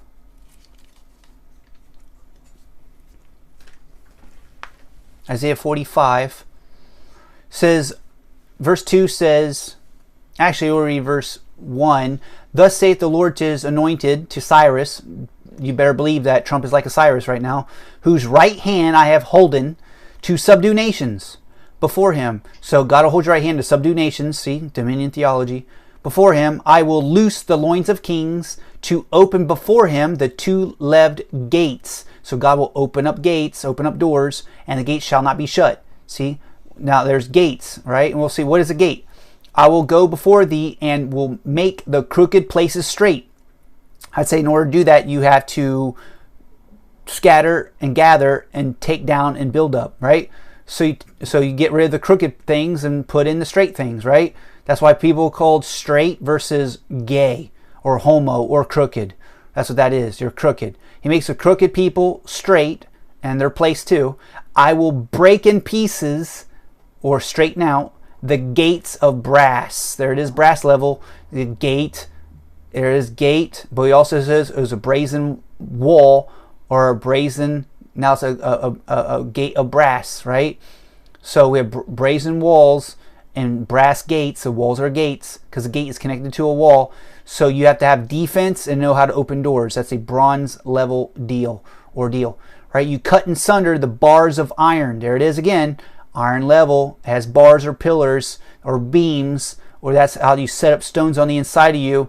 That's how to set up and take down form cords with people, and how to basically, you do that by, I will give thee treasures of darkness and hidden riches of secret places. If it's secret, it's dark, right? If it comes out, it's in the light. God has hidden secret treasures that he wants to set up bars and beams and pillars on the inside of you so you can form a multitude, get big and strong, right? And then know how to open doors and shut doors right here, and how to build up walls of defense so you're not moved and reeled to and fro. You're not an unstable soul, but you're a stable soul, right? All that's right there. It's where it comes from, everybody. And it says basically, it says that when you're his shepherd, he shall perform all my pleasure. Remember, it says God has from the beginning, you know what I mean? From the beginning, from the first day that you heard the word, he will, what he's begun in you, he will perform it until the day of Jesus Christ. God performs his pleasures, his good pleasure to give you the kingdom which he builds, which is his foundation. He has to lay it. It's God's pleasure to lay a foundation inside you because he gets to come in fellowship with you. He gets to expand himself again, right? He's not cut off anymore. Yes, you can cut off Jesus. Okay? So it's Isaiah. Do I have 12 there? Did I read 12? Verse 12? Verse 12. Let's see. Yeah, let me read verse 12. I have made the earth and created man upon it. He put man on earth so he could tether himself to man. He made the earth, right? Even my hands have stretched out the heavens. All their host have I commanded. So there's the host of heaven, but there's the host of man. You need that host, right? But he commands. So what does he command? I have raised him up in righteousness. We read this on the last video. He has to raise you up. I will direct all his ways. That word direct is inside Job. It's in Job 37, right? And he directs by command. And he shall build. He directs us and commands us to raise us up to build his city, which is connected to the host, which is connected to man, right? And he shall let go my captives. Part and not for price nor reward, saith the Lord hosts. That's why we're getting our inheritance, because we're not going to need money to do this. This is where we'll no longer be a hireling. True shepherds are coming and not going to be paid. I actually sent this a long time ago to Sean Bowles, but he just cast it down. Let's go to Psalm 68:6. Most of your education's on day 3, day 4, everyone, because you just repeat it on day 5. day 5 is silver level, day 6 is gold level, day 7 star level. 5, 6, and 7 is just repeating 3 and 4 from a higher level. That's why most of the information is at day 3 and 4. It's why my videos on day 3 and 4 on the Secret Arts and Dark Arts playlist is so long. Right? So it says that God sets, he sets dominion in the earth and the dominion in the earth, right? God sets the solitary in families. You better believe if you're solitary, you're in a wilderness state. He needs you. He's a father of the fatherless, a judge of the widows, and God is God in His holy habitation. You find out His habitations in families, right? That's why He sets the solitary in families, because He has to form a network, right? He brings out those which are bound with chains. He sets you free, right? If you're bound with chains, He's going to set you free, right? So part of being in the chains is being solitary as well, right? But the rebellious dwell in a dry land. A dry land is solitary, and which is the wilderness. You're solitary in the wilderness, which comes from Job, the book of Job. That's because you're rebellious. You know, O God, that when thou wentest forth before your people, when thou did march through the wilderness, Selah, right? So God marches through the wilderness to go set you free, comes, you know, and then the opposite of that, He sends a plentiful rain, whereby He did confirm His inheritance when it was weary. If you're weary, you're in the wilderness, you're dry, that is the definition of a chain, everyone. If you are dried up, you better believe you can see this. When you're dried up and you're in the wilderness, you can see that shadow of death. Because remember, the chain is also a band, which is a shadow of death and stone of darkness. Stones of darkness is also a chain. So it means stones can make you empty or dry or weary or withered, right? And so you need rain or stone of fire to make you no longer a wilderness, but a city, right? The opposite of wilderness, city, because God will shake the heavens and drop at the presence. You need the presence of God. When even Sinai itself was moved at the presence of God. He'll move you, shake you, right? To bring His presence, and that's called confirmation of the gospel. He confirms His word with signs following, and the signs are tied to rain, right? Okay, so we see that. Let's go to Psalm 120, verses 1 and 2. Psalm 120, verses 1 and 2. And then it says, in my distress, we know distress is trouble, I cried unto the Lord, and He heard me. Right? Deliver my soul, O Lord, from lying lips. Lying lips causes distress. And from a deceitful tongue. So we know distress is trouble, right? And we've read before, distress is trouble, which is a shadow of death and stones of darkness. That's tied to deceit or lying lips. So you can say when deceit is inside you, or lies inside you, or someone's lying to you, that is a band or a chain. So a chain or stone of emptiness is deceit. So you have to know that causes distress and trouble. When someone's lying on you, especially you got someone cheating or something, like that's a great example in a relationship, that you have distress in your relationship when someone's lying to you, or someone lied to you and turned on you and broke a deal with you, right? They deceit, then all of a sudden now your partners or something that you had is now gone, and now you're left void. It's kind of like what the devil did to God, you know, deceit. And he broke God's bands and chains, broke his company, right? There's multiple ways of doing that. Your eyes can fall on yourself, and so it's internal and external, and then you break a cord with you and God, right? Where you go seek your own, and now you lied to God, and now you brought your own trouble. This is what happened to Job. Job was praying in pride over his family, and Job added rebellion to his sin. When he was prideful, he started just lying to himself, right? And he had to repent of all of it, right? He was trying to say, oh no, I'm just being tried and I'll come forth as gold. He was trying to say like God uses the curse to teach you a lesson. No, He doesn't.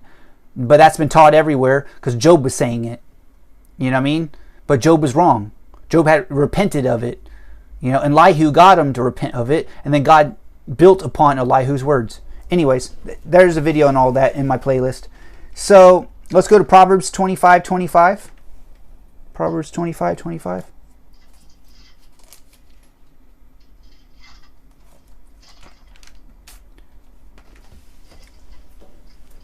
And that says, as cold waters to a thirsty soul, so is good news or good tidings or the gospel from a far country.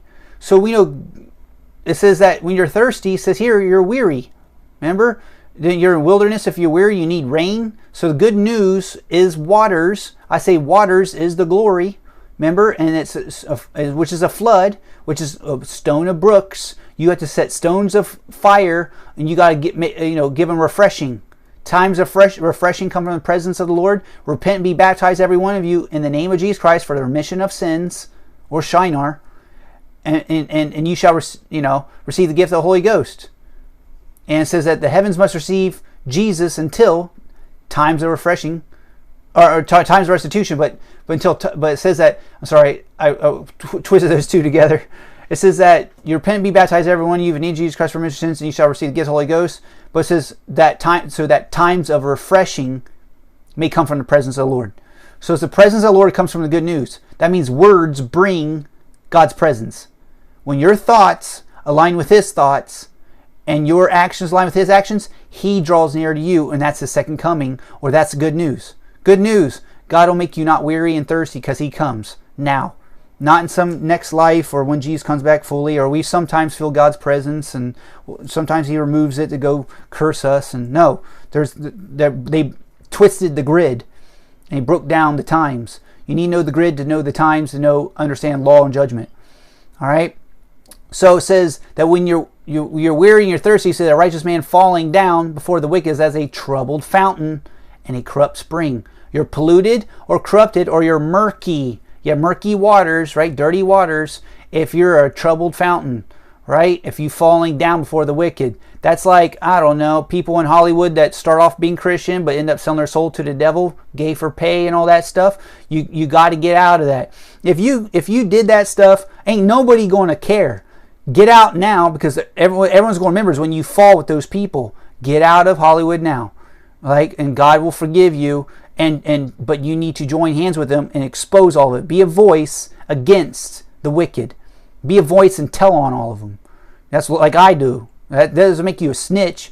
It makes you a voice of one crying in the wilderness. Make straight your way to the Lord, right? So you want to make sure that you know how to put water inside people. Last thing about this is, he that hath no rule over his own spirit is like a city that is broken down and without walls. You better believe there's a way to corrupt and to make you thirsty and pollute, to break down your walls. That's why people do homosexual things, homosexual deals. That's why they make you kill your family. They drink babies' blood. They do all those rituals and those homosexual acts and those casting couches in Hollywood, because it breaks down your walls and makes you have no rule over your spirit. You become an addict. And so then you end up being that image and likeness in a high place that's corrupt and polluted.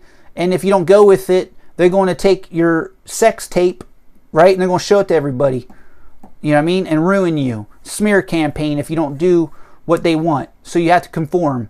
That's what this is. They break down your spirit. They break down your walls. That is a fourth level dark thing to separate you from God and break down your walls of defense, make you weak and broken. That's why they want us to build the wall. They want us to be weak and conquered, everyone. And then they sell you social justice, life, liberty, and peace.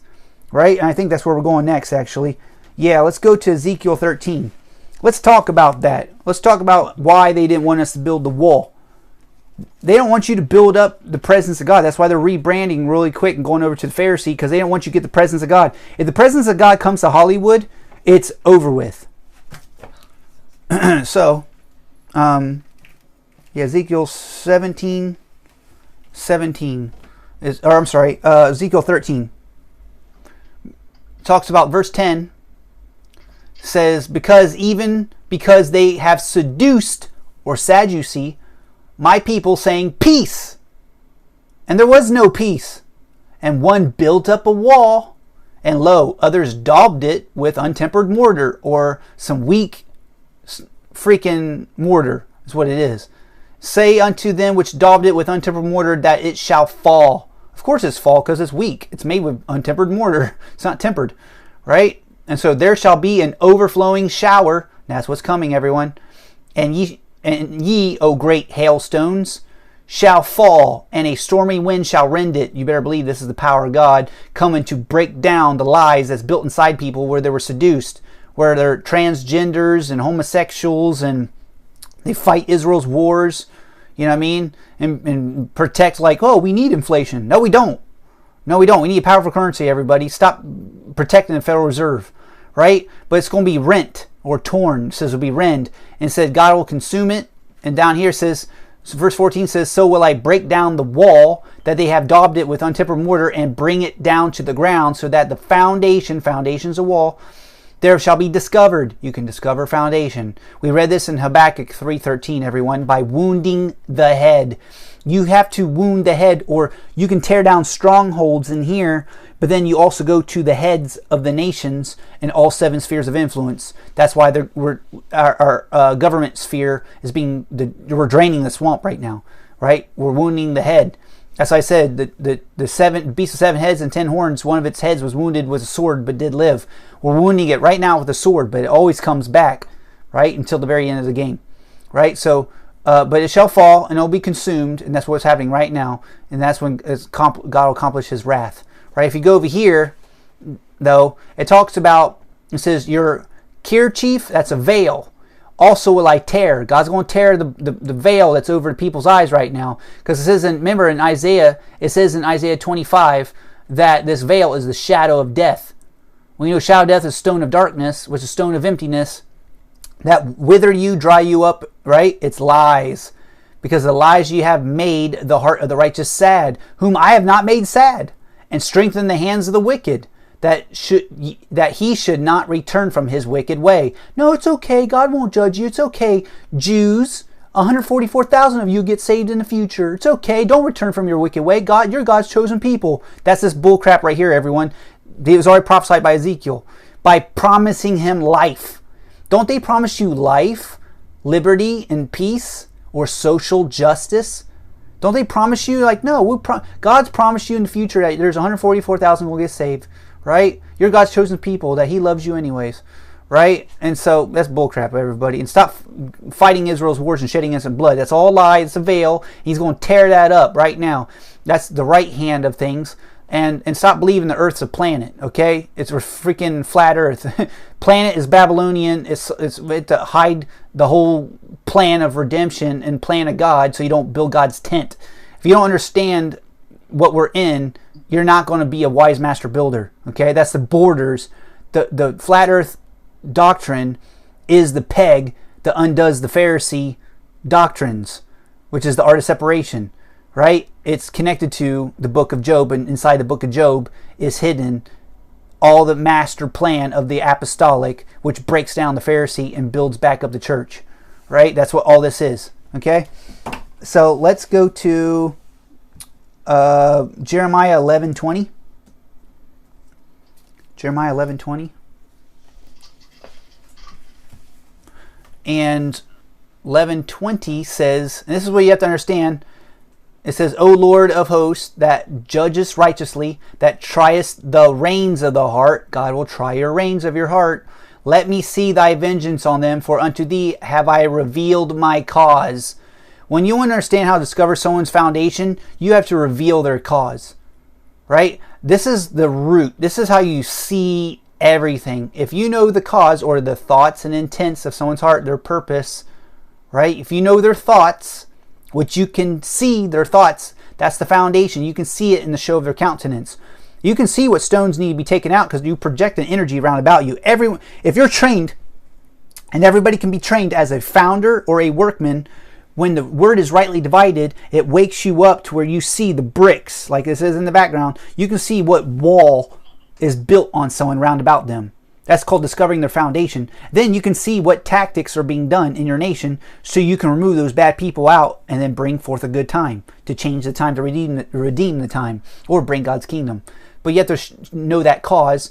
You have to know cause and effect, which is a wheel, which is a course. You have to know those courses, or it's a circuit. You have to know the circuits of heaven. You know, both the dark and the light. Okay? So let's go to Proverbs 25:9.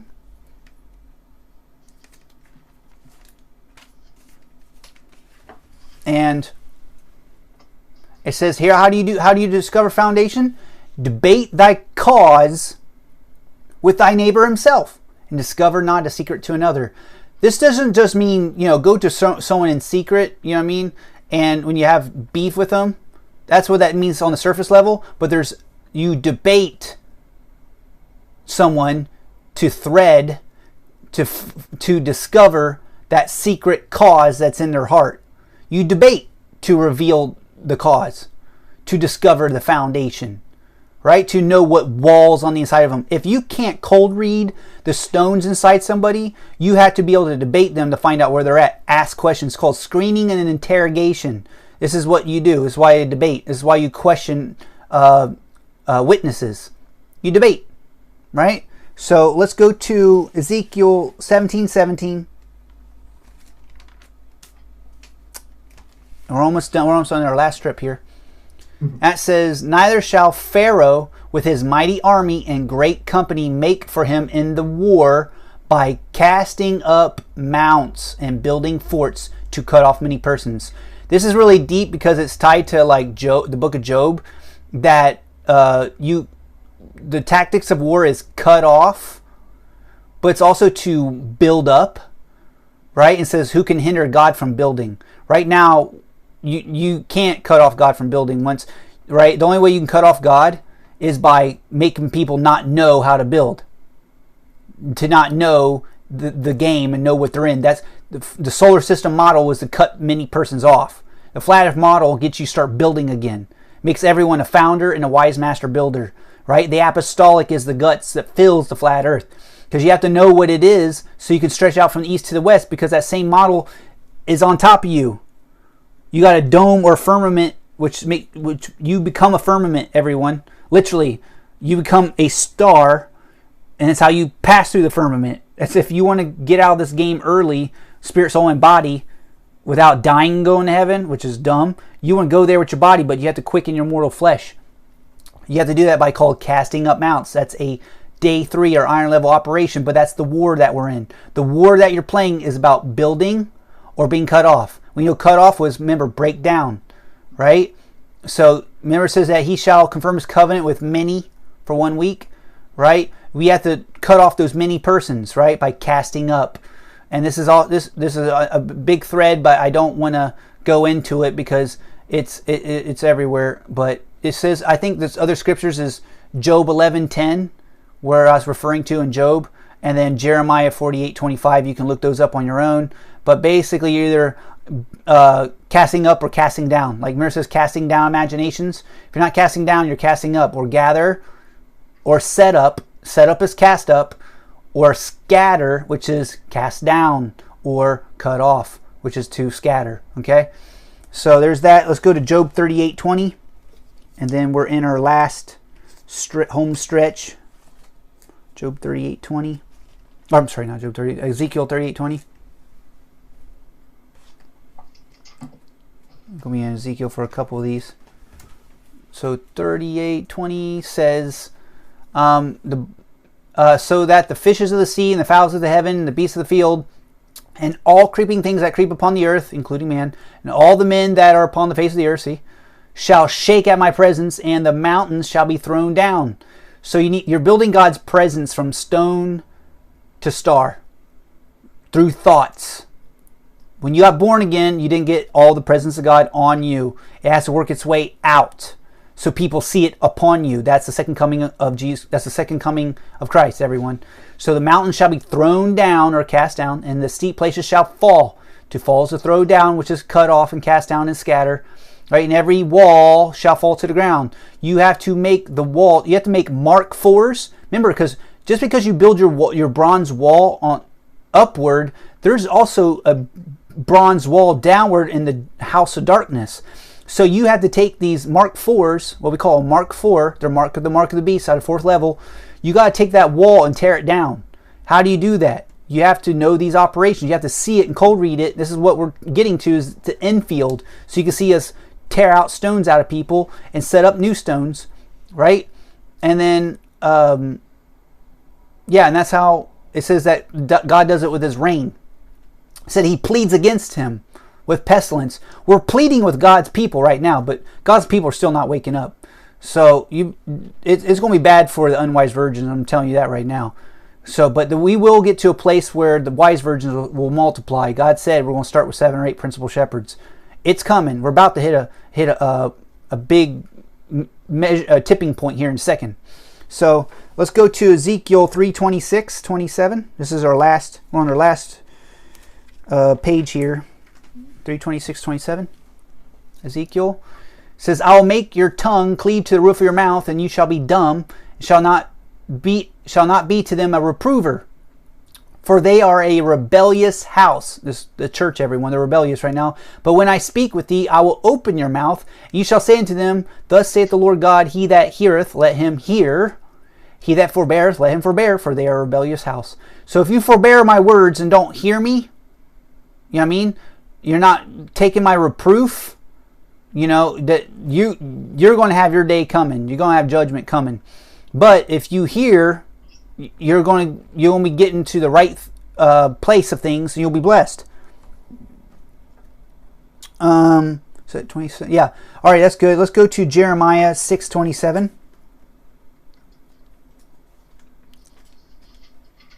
One, two, three, 4, 5, 6, 7, 8, 9, 10. We have like 10 more to go.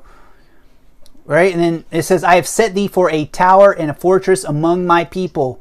We read this in the last video. "That you may know and try their way." You have to try people or test people or reprove them, everyone. This is how you remove stones. When people say keep your religion private, I don't want to offend anyone, you're dumb. Then they will spread their ideologies. You'll have drag queen story hour. You'll have homosexuals, transgenders, and people taking, freaking pills. Eventually, they're going to become a half horse, half man, right? It's not too far-fetched, everyone. We're already almost there, right? And then it's going to be bad, because you know what they're going to do? They're going to kill you for having any sort of freedom of religion. They're going to make sure you follow their religion. You know what I mean? So we talked about the brass and iron again. Part of that is to corrupt. Their iron and brass level is to set up by slandering you. They're grievous revolters or rebellious. Remember the rebellious house? They have to corrupt and slander you. This is how they set people up in Hollywood. It's like what they did to Derek Huff. That's why they put Farrell, that actor Farrell, Robin Hood. That's why they made him be him. They're setting him up for a big fall. They were just using him. They're going to build a bridge from Christianity, white Christians, dominant. That's why he's a dominant white Christian, and they were going to put him over, build a bridge to the homosexual community and get Christians to not judge him. That's why they put him up on NBC and all that stuff, and had those gay dudes kissing and stuff, right? Because they were going to corrupt the Word of God, and they were going to slander anyone that would stand up, make you silence the church from standing up against homosexuality and transgender, right? But God rejects those people because you're reprobate. You have a reprobate mind. But that's an iron and brass level of the dark arts right there. Okay, we talked about that a little bit before. Let's go to Jeremiah 15:20. Jeremiah 15:20. And that says, "I will make thee unto this people a fenced brazen wall." Remember I said a defense city? Because remember, you're building a city on you. You're first and foremost either building Babylon or you're building Jerusalem on you. So then they build it into the nations. Zion's going to be one giant, one world system, but not as Zionist. It's not going to be the fig tree and all the trees like Jesus talked about, which is Babylon, which is finishing Nimrod's dream, right? Which is what Lucifer spoke, and he's got to carry it out through Nimrod, through the nations. He's using, the robbers of Israel to do it. And it's a shame that they're lying to their children what they're doing. So that they're trying to build a city of Babylon, but we want to build city Jerusalem, which is Zion, which is the revelation of Jesus Christ, and make you a fenced brazen wall. This is the bronze level. It's a bronze or brass gates. So it's brass walls. So walls and gates are a fourth level operation. And they shall fight against you, but they shall not prevail. Yes, when you come up against them, that's why the heathen rages, because you're removing their kingdom. That's why when you come up against Me Too, the feminist movement, they're going to hate you. But who cares? You're going to prevail against them. They're easy to beat. You just got to like remove them. All you got to do, get rid of the welfare state. That's it. That's what we're doing right now, everyone. You're going to weaken the hand of, this is why they got rid of voting for women's, because they would always vote in the welfare state and collapse a nation, because they would, and who put them there? The freaking secret societies, okay? And then it's a chain of command, right? They get people to sell out and bribe them, right? So I will make, God makes, by give, by show, to bring, to lift up, to establish, to form, to fashion, right? To lay a foundation, to build that city on you, that's how you stand before him. And he separates the precious from the vile, right? And that's you have to separate precious from vile and the iron level, but then you have to build your walls of defense and make sure someone doesn't move you and they don't move your company. And they're going to try to fight against you, but you're not going to move, and they won't prevail against you because you'll prosper, right? Because God's with you. When he's with you, that's when you're awake. You're awake. You're becoming more and more awake as you climb this 7-level scale, and he delivers you. He delivers you out of the hand of the wicked, and he redeems you out of the hand of the terrible. Redemption is so to be redeemed, spirit, soul, and body, and to be delivered from the pit, you have to be with God more and more and more. So if you're a beguiled, unstable soul, don't even count on the resurrection. You know what I mean? You gotta wait for a generation that will be stable, and then they have to put the dew of the morning pours out of them. They have to stand over your grave and bring you back. That's literally how it works. That's why the dead in Christ rise first. They rise first from the dead, then everybody meets the Lord in the air, or you guys walk into the house. And that's not a one-time event, everybody. It repeats itself, and it's in a certain measure and portion according to however big it grows and it spreads. So it happens over and over. All right, so that's Jeremiah 15:20, right? Let's go to 22:3. 22:3.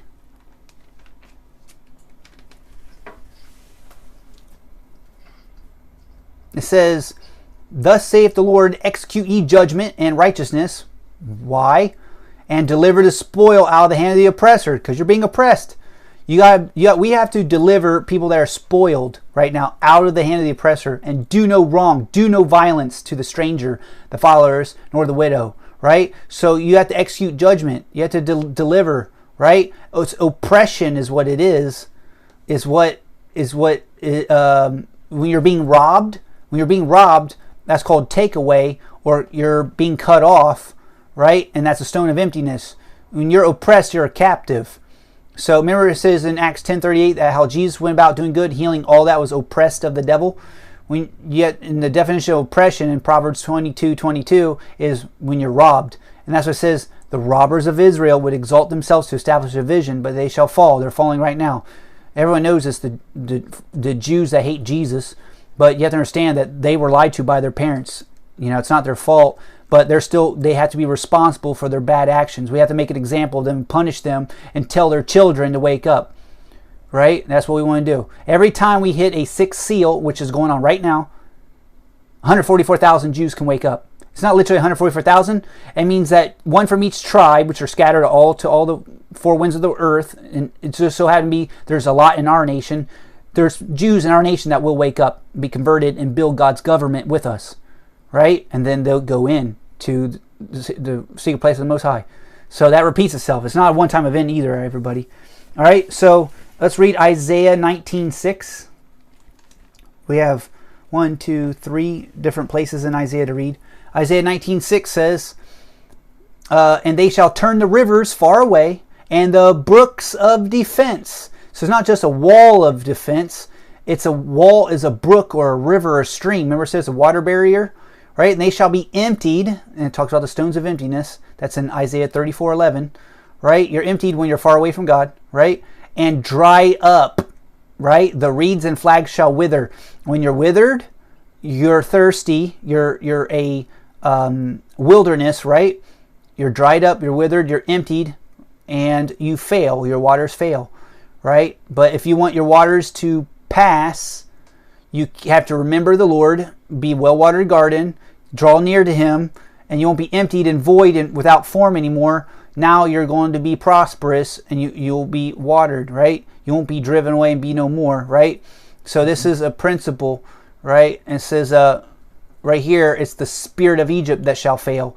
That's why they had the Egyptian and the Babylonian sets built in Hollywood there. It's all Egypt, pyramid schemes. Spirit of Egypt shall fail, let me see, and I will destroy the counsel thereof. God's destroying that counsel right now through our words that's coming out. Okay, now let's go to Isaiah 4:5. We have a handful left of these guys. Isaiah 4:5, we read this in the last one, right? So remember, here is about, for upon all the glory shall be a defense. Well, what's that defense? That's when you're purged. Building these stones of fire removes the stones of emptiness. You have to be purged of those stones, or you have to take them away by wash away. It's filth. Filthiness is what dries you up and withers you. Being filthy and dirty is withered, is emptied. It's all the same thing, right? And you find out in the book of Isaiah as well that that's what opens up hell. Hell opens on the inside of you when you're dirty and filthy and you're dry and withered, right? And the way you get dried and withered is you put those stones of emptiness or those belief systems in you. That's why they have you do certain things, because devils come inside you and they want the devil to rule the world. It's all satanic occult practices in Hollywood, right? So you purge the blood of Jerusalem from the midst. It says, when the Lord shall have washed away the filth of daughters of Zion, and shall purge the blood of Jerusalem, see the blood of Jerusalem, shedding some blood, from the midst of, by the spirit of judgment and spirit burning. You got to use that. And the Lord will create upon every dwelling place of Mount Zion, or the city.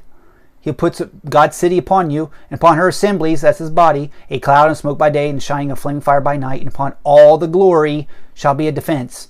You're building your walls of defense. You're starting to see that at a 4th level, but you really see it at a 5th level. You start to see it on your face because you have all your foundation at day 4, and you start to see it on your face at day 5. Right? And that's when you're protected from the heat. This is why I said, if you're a day 1 and you have deals with the devil, and then all of a sudden you turn on the devil, you either A, have to go to your grave with the devil, go to hell, with all the deals you make in Hollywood, or you turn on the devil. But if you turn on the devil, you have to build your walls of defense, or he's going to send his minions after you and wipe you out. Right? That's why no one can get out of Hollywood, because when they try to run, they end up getting killed. So you have to make sure that you create upon every dwelling place that cloud and smoke that's built in 7 different levels. You have to shine. And you have to take the bread and the wine. You have to confess your sin, and you have to hate it. And now you have to show your loyalty to God by getting out. Bear fruit worthy of repentance, that's called. Right? Then it goes Isaiah 31:5. Isaiah 31:5 says, as birds flying, so will the Lord of hosts defend Jerusalem. How does he defend you? We just said by a brook, right? And also by a walls of brook, which is the waters. Defending also, he will deliver it. He delivers you by defending you, and passing over, he will preserve it. Remember, it says that Paul said he preserved me out of every evil work, right? He was preserved by God passing over. If you want God to pass over and defend you, you have to build your walls or your hedge, like Job had to do. Job had to repent and get right with God, and so that means if you just because that you ask God to forgive you and you feel bad, that doesn't mean that you build up your hedge. You know what I mean? You're just trying to satisfy your own guilt. You have to still rebuild your hedge and protect yourself from being wiped out, being killed. They warned everyone from Kobe, Nipsey, and Prince not to squeal, because they know it's coming. That's what those Navy ships are for, with the medical signs. They got 3 crosses on it. It's Q+++. They're taking everyone to Gitmo, to Guantanamo Bay, to prison. Right? That's where everyone's going right now. They're getting them in the middle of the night. The military's getting them. So God will pass over you. That's called stretching his wall, his water barrier, right? He's stretching out his boundary, right? And that's when you're growing up in the Lord. You have to grow up and get on meat to get your walls of defense. And strong meat belongs to those that have their senses exercised, discern between good and evil. Right? Right now, people can't discern. Like, if Breaking Benjamin shows up, that they're a Pharisee. You know what I mean? Like, oh, God bless me with getting in Breaking Benjamin and singing with him. No, he didn't. He made you think. The devil made you think that you're okay with God. You're not. You're still you still got every single toy the devil gave you. You're playing with it out and living up in luxury. You're gonna lose it all anyways. Global currency reset. You know what I mean? You're losing all the equity in your home. You're losing all your money in the bank. You're not gonna be able to buy anything. Everybody's starting over from zero. So as I said, you might as well get rid of it now, because Jesus said, if you forsake all, I'll give you 100-fold. He'll give you more back, and he'll honor you, because first will be last, last will be first. All right, so let's go to Isaiah 33. Isaiah 33. I hope this makes sense. I hope you understand you have to build your walls. You have to build your walls of defense. You can see it on someone. I have to confirm it in you, because I'm like the master right now. You know what I mean? I'm the most well-trained. It's not like bragging to myself. I'm saying I know my office. I know where I'm at, and I have to confirm Christ in you to make sure that you have your walls of defense up. You know what I mean? Right now, there's nothing I can't see. You know what I mean? It's like Neo, right? And Matrix, right? So 33, 16, and 20 says, and he shall dwell on high, his place of defense. So when you're starting to come up higher, when you got a place of defense, God, remember, who dwells with everlasting burnings? We're up here. It says that who among us shall dwell with the devouring fire, and who among us shall dwell with everlasting burnings, or have God's presence on you? The ones that hate that gain of oppressions. So that means you have to hate all that gain of oppressions that you got, right? And despise that and hate bribes. A bribe is like, I don't know, you do gay for pay to get certain roles, right? And you have to stop your ears from hearing of blood and shut your eyes from seeing evil. If you haven't done this and you think you're being blessed because you're you think gain is godliness, you're missing it and you're not dwelling on high. You have no defense, right? And so people are going to be making sure that you're not going to rat on them, because everyone's being caught right now. So he shall dwell on high, his place of defense shall be the munition of rocks. Bread shall be given him, his water shall be sure. It's a sure thing that you'll be defended when you don't, you do all these things here. You know what I mean? You walk righteously and speak uprightly, right? God wants to get rid of hypocrites, okay? So that's verse 20 says, look upon Zion, the city of Shalom, Shalom, right? Thine eyes shall see Jerusalem, a quiet habitation, a tabernacle that shall not be taken down. It's a sure thing that God's tabernacle won't be taken down if you do the things that he requires you to do. Not one of those stakes shall ever be removed, neither shall any of the cords thereof be broken. Right? You can't tear down God's tent once he starts building it up. And once people wake up, it's hard to put them back to sleep. If you do go back to sleep, you're like a dog returns to its own vomit, and you deserve to go to hell. So, but most people don't do that. You know what I mean? Let's go to Philippians 1:7. I only have 1, 2, 3, 4 more left after this. So 5 more. We'll probably finish right at the 2-hour mark. We read this before. This is your 7-day scale. 1:7 says, remember we talked about for your fellowship and the gospel from the first day until now. This is when you got born again. That's the first day that you heard, right? Being confident this very thing, that he which begun a good work in you, God's work has a beginning and an end. His first day is the beginning of his work. And it's a good work, right? His work.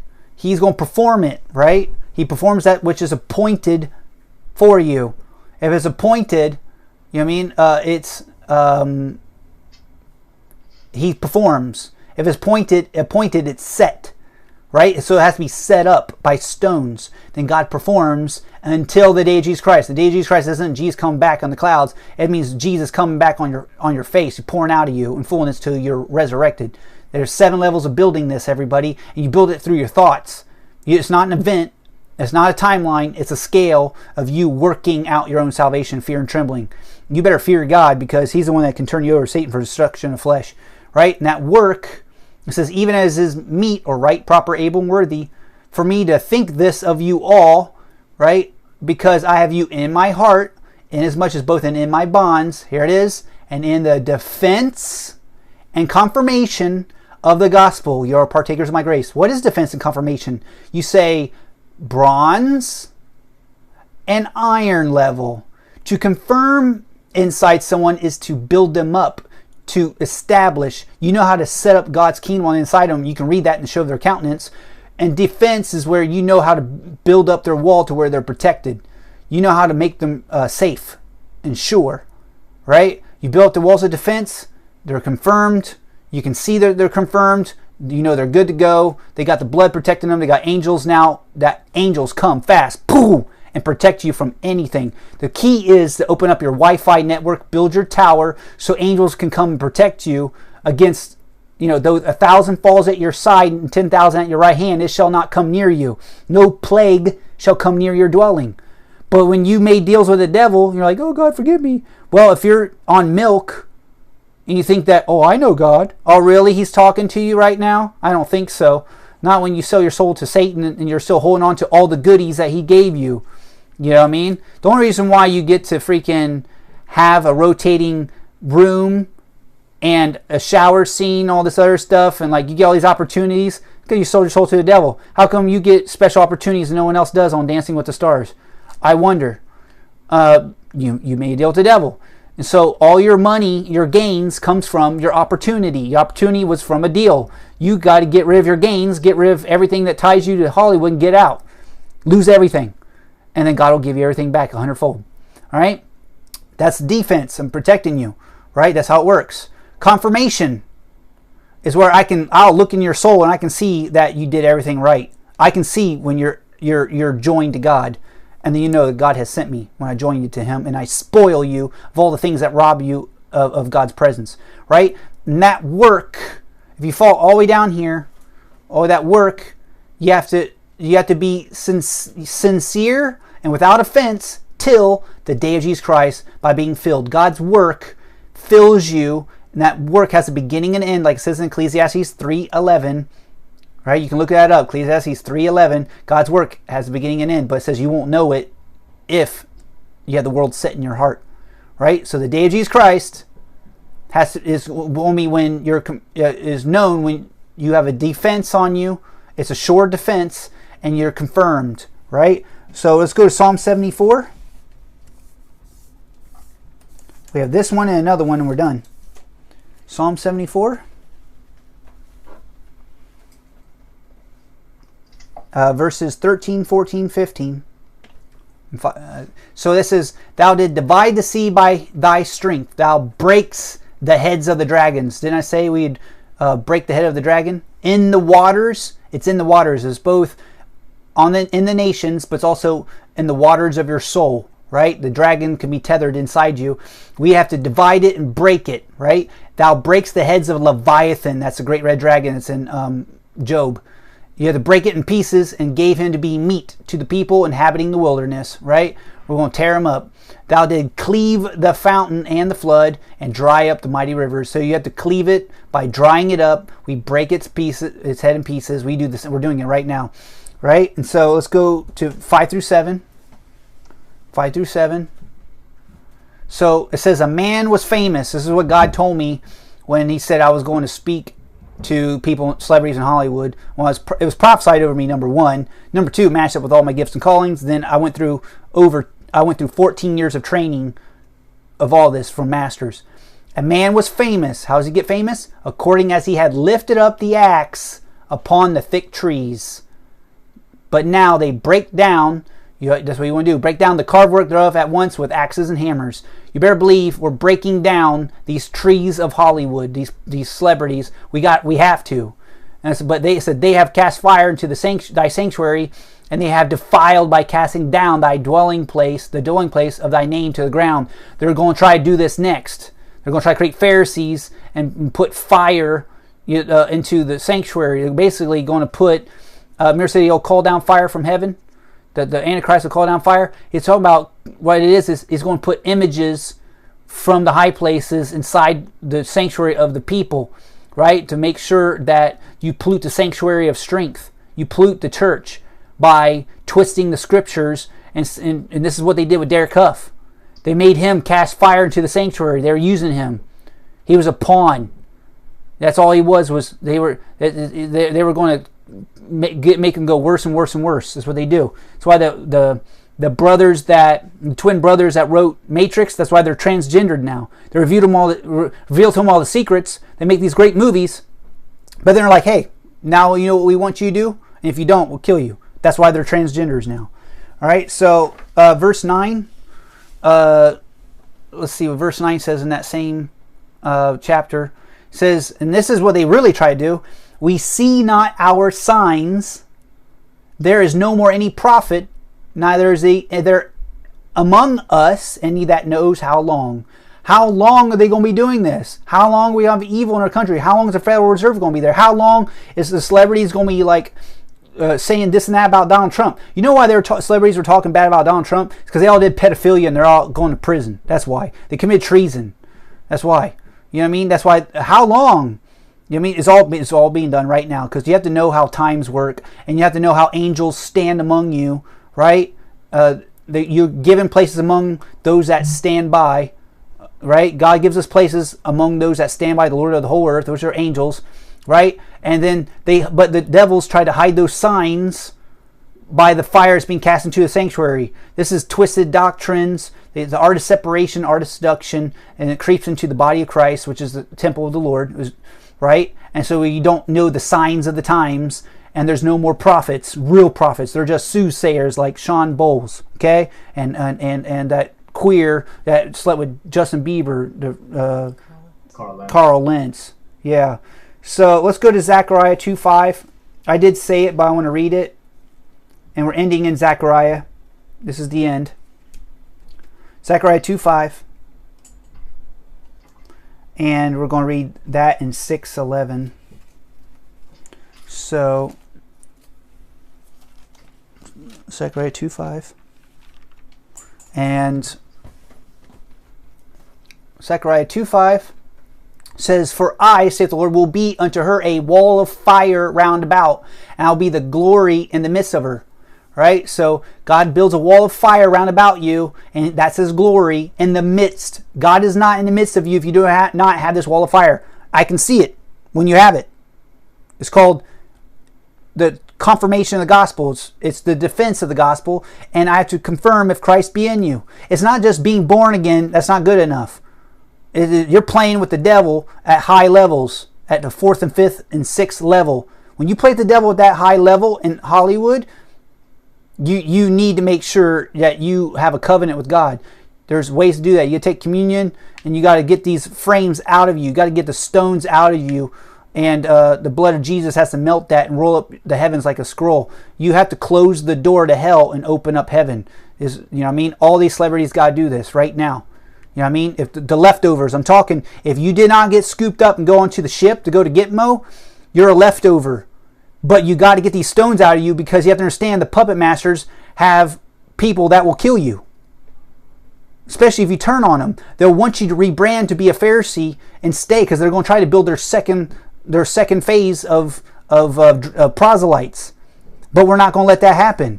We're going to come up against them. That's what season we're in right now, everybody. Let's go to Zechariah 6:11. This is our last one. We're going to read 6:11 and 6:1. Here's the silver and the gold. I promise I'd get to it. It says, "Then take silver and gold to make crowns." Remember, start to build, and the way you start to build on day 2 is you start knowing all the names of the elements that begin to build your countenance and build your thoughts so that you get close to God. Day 3 and 4, you learn set up and take down, gather and scatter, build your walls and open up doors and close doors, how to do all that. Then that's all your foundation. Then you do that. Then God opens up a door, because you started to build your army multitude. You got into the high places. You removed bad people, and then you dried up the Euphrates River, which is the Federal Reserve and Hollywood, the mainstream media, and all that stuff. You dried it up, and you begin to now set the captives free, opening up their eyes, right? And then that's a high place. That's day 5, 6, and 7, doing all your lower operations from a high place. That's your crown, that's your silver, that's your gold, right? That's when you grow up, it says, "And he shall build the temple of the Lord." You build the temple by silver and gold level, by building the crown. "He shall bear the glory." The glory of the Lord is seen in 7 different levels, as your 5 and 6. 7, you can leave. You leave, it's called the day of rest, right? It's the 7th trumpet when it begins to sound.